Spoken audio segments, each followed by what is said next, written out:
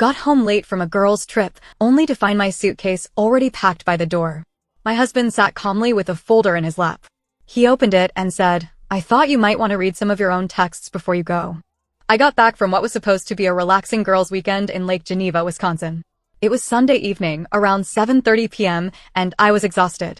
My phone was dead, traffic had been awful, and all I wanted was a hot shower and to see my kids before they went to bed. But as soon as I walked into our house, something felt off. The lights were on. The house was clean, like way too clean. There was no sound, no cartoons playing, no giggles or footsteps. Just silence. Then I saw it, my suitcase already packed, standing upright by the front door. It took a second to register. Then I saw him, my husband, Daniel, sitting on the couch with a folder in his lap. Calm. Too calm. His hands were folded on top of it like he had been waiting. His face looked tired. Not angry. Not yelling. Just tired. He looked up at me and said, "I thought you might want to read some of your own texts before you go." I froze. I couldn't even get my bag off my shoulder. My legs felt heavy. My heart? Pounding so loud I could hear it in my ears. I didn't say a word. I just stared at him. He opened the folder and handed it to me. Inside were pages. Dozens of them. Printouts.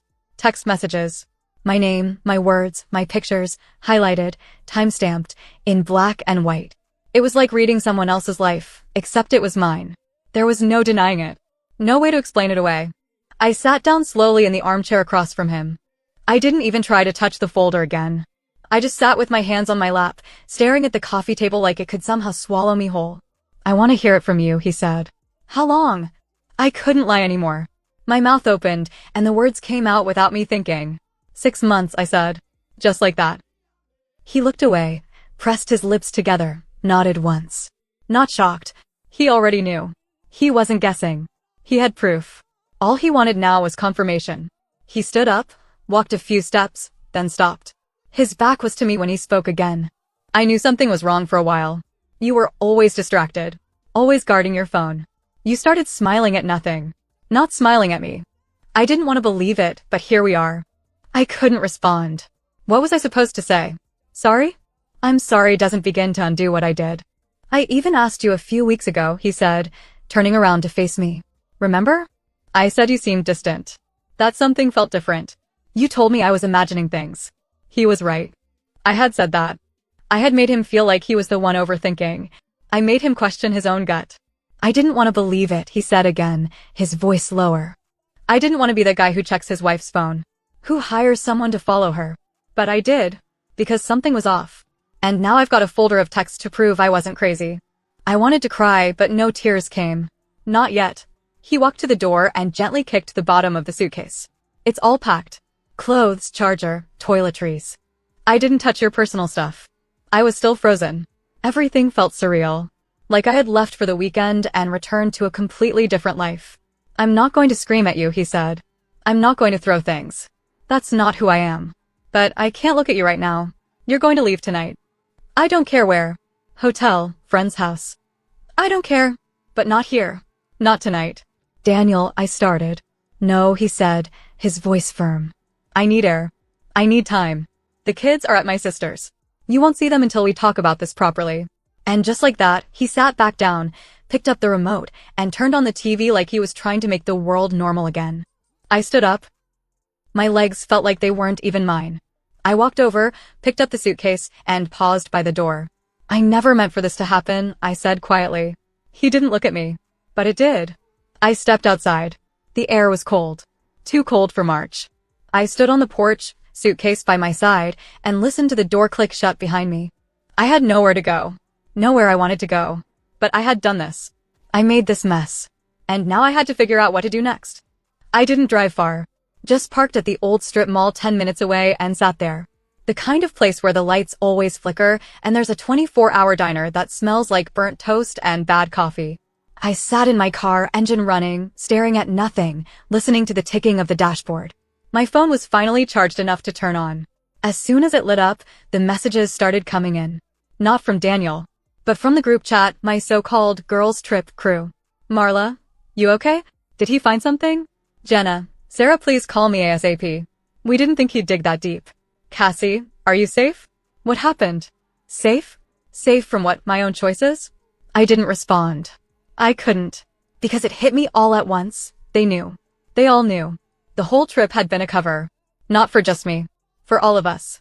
Turns out I wasn't the only one living a double life.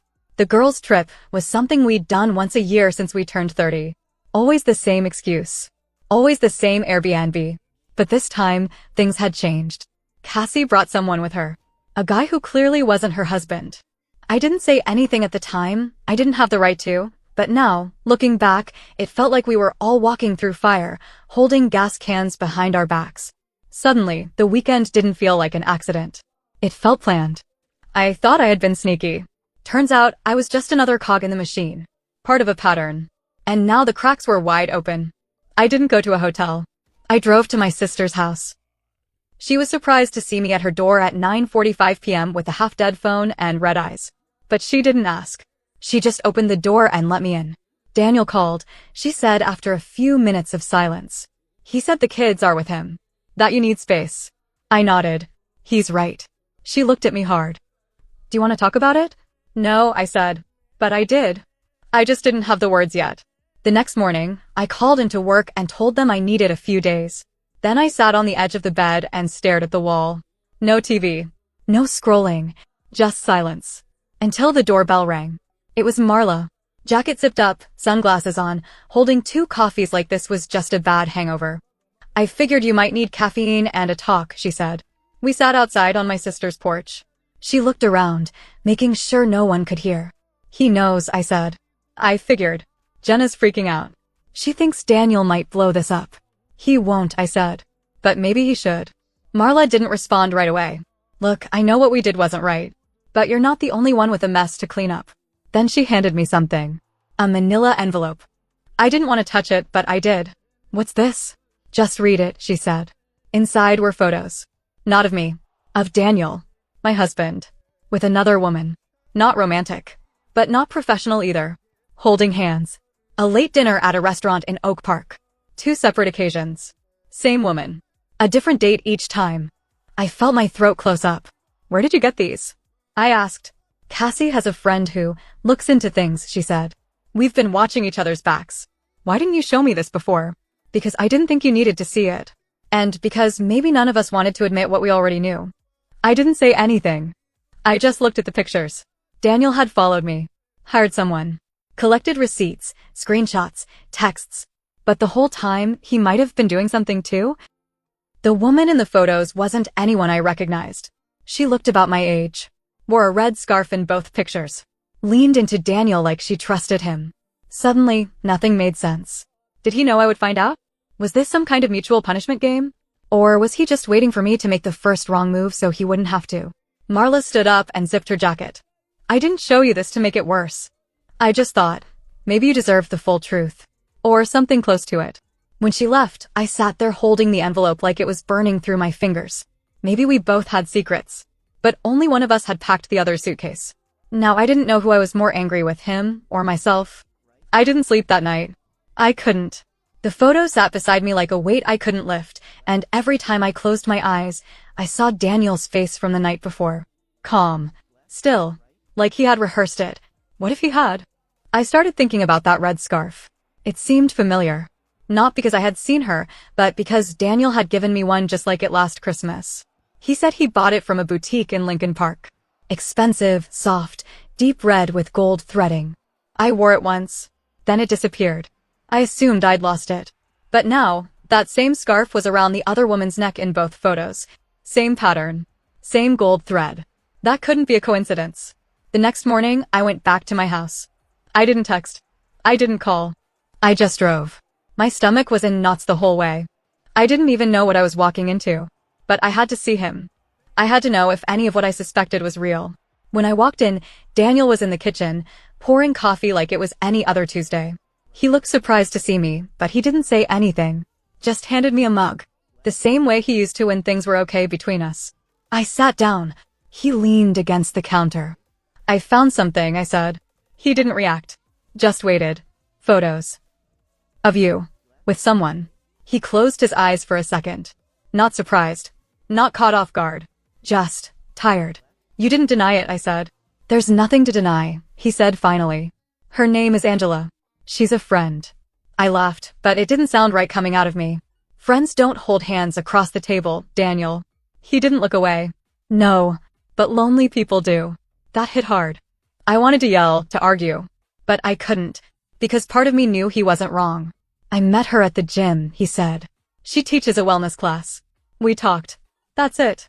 Nothing physical. Not once. But I looked forward to seeing her. Because she listened. She asked me how my day was. She noticed when I was quiet. I stared at the coffee, too bitter to drink. So you followed me, collected texts, but you were having your own connection? I followed you because I needed the truth. I didn't trust my own instincts anymore, he said. And yes, I connected with someone. But I never crossed the line you did. I almost said, how do I know that? But I stopped myself. Because deep down, I already knew he was telling the truth. Daniel was the type who kept his promises even when no one was watching. That's what made this so much worse. I was falling apart, I said finally. And I didn't know how to talk to you about it. Everything felt heavy. The house, the kids, the pressure to be this version of myself I couldn't maintain. He sat down across from me. And you think I wasn't falling apart too? We were quiet again. But this time it felt different. Like we were both standing in the middle of a fire we set together, trying to figure out who lit the first match. Then he said something I wasn't ready for. There's something else you should know. I didn't just find out last weekend. I've known for weeks. I blinked. What? I wanted to see if you'd tell me. I kept waiting, hoping you'd come clean. You didn't. So I printed the texts, booked the kids a sleepover, packed your bag, and waited. That level of planning, of patience, rattled me. He didn't blow up. He didn't rage. He watched it unfold and said nothing. That kind of quiet hurts in ways shouting never could. And Angela? I asked. I haven't seen her since the night before you got home, he said. I told her it had to stop. That my wife was coming home, and I had a choice to make. I stared at him. And what did you choose? You, he said, without hesitation. But that was before I knew how far this had gone. I felt like I was sinking in quicksand. Every truth pulled me deeper. I stood up, suddenly needing air. He didn't stop me. Just said, if you're going to leave again, don't lie about where you're going. I didn't leave. I went upstairs. The kids' rooms were exactly how I left them. Little shoes by the door. Toys half put away. Drawings on the fridge. Nothing had changed, but everything felt different. That night, my sister called. You're not going to like this, she said. What now? Cassie's husband found out. I sat down slowly. How? Someone sent him the same folder Daniel had. Exact same layout. Printouts. Timestamps. Everything. My heart dropped. Who would do that? We don't know, she said. But it's spreading. Jenna's panicking. Marla's phone is off. It's like someone lit a match, and now the whole thing's going up in flames. That's when it hit me.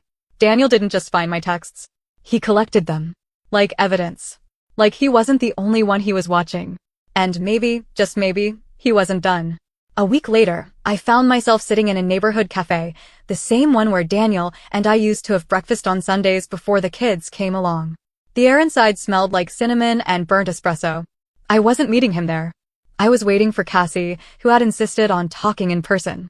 She looked like a ghost of herself when she walked in. No makeup, oversized sunglasses, hair pulled back in a way that told me she hadn't slept. She didn't order anything. Just sat across from me and whispered, he got all of us, Sarah. Daniel? She nodded. He had everything. Not just you. Me, Marla, Jenna. He sent folders to every husband. Every single one. I felt the blood drain from my face. Jenna's moving out. Marla's husband told her to lawyer up. My own husband, she paused and wiped her eyes. He hasn't said a word. Just packed a bag and left. No yelling. No fight. Just silence. How did he even get it all? I asked. How did Daniel? Cassie looked at me, and what she said next changed everything. He used the Airbnb security system. I blinked. What? Apparently, Daniel had a friend who manages short-term rentals. When he got suspicious, he called in a favor. The house we stayed in had cameras. One in the living room, one outside by the hot tub, another in the hallway. Nothing in the bedrooms, but enough. I felt my stomach twist. We didn't even see cameras. They were discreet. Built in. And we were too busy pretending we were free. I couldn't breathe. Daniel hadn't just found my texts. He had watched us. Recorded us. How long did he have them? Cassie shook her head. No idea. Long enough to collect proof. And he used it. All of it. The whole thing felt like a nightmare I couldn't wake up from. When I got home, Daniel was in the backyard with the kids. They were laughing, playing, like nothing had happened. Like their lives weren't unraveling inside the walls of their home. I waited until they went back inside. Then I followed him to the kitchen. We need to talk, I said. He nodded, calm as always. I figured. I know about the Airbnb, I said. He didn't deny it. He didn't flinch. He just leaned back against the counter. You filmed us, I said. All of us. And you sent it to their husbands. Why? His voice was steady. Because no one else was going to tell the truth. You ruined their lives, I said. Louder now. They ruined their own lives, he said. I just showed them what they refused to see. And what about me? I asked. What was I to you? Some kind of lesson? No, he said quietly. You were my wife. And you broke me. That shut me up. He walked past me, slowly, and sat down at the table. I tried, Sarah. I really tried. To forgive. To understand. But when I saw the way you laughed with him, the way you looked at him, it killed something in me. Tears stung my eyes. You could have talked to me. I did, he said. You lied. I sat across from him. So what now? I don't know, he said. I love our kids. I want to be their father. I'll always be here for them. But us? I don't know if we can come back from this. I want to try, I said, my voice shaking. Why? He asked. Because you got caught? That question hit harder than any insult. I looked down at my hands, folded on the table. I don't know, I admitted. Maybe I'm scared. Maybe I miss what we were. Maybe I just hate who I became. Silence. He stared at me for a long time. Then finally said, it's not about hating who you became. It's about choosing who you want to be now. That night, I slept in the guest room. The kids were confused, but we told them we were figuring things out. Which was true. We were. In the days that followed, there were no big fights. Just slow, painful conversations. Daniel agreed to see a therapist. I started going too, separately. The air between us felt thin, like it might break at any second. But we were still in the same house. That had to mean something. The group chat with the girls fell apart. No one messaged after that. Jenna moved in with her mom. Marla started divorce paperwork. Cassie went completely off the grid. And me? I learned that betrayal doesn't always come with shouting. Sometimes it shows up in silence, in the things people don't say. In the distance between two people who used to share everything. I don't know if Daniel and I will survive this. Some days we talk. Some days we don't. Some days I see a flicker of the man I married in his eyes. Some days I see a stranger. But I know this much, I'll never lie to him again. Not about where I'm going. Not about how I feel. Not about anything. I lost a part of myself in that house in Lake Geneva. But maybe that needed to happen. Maybe I had to break to understand what I had been taking for granted. The road ahead isn't clear. But for the first time in months, I'm finally walking it with my eyes open.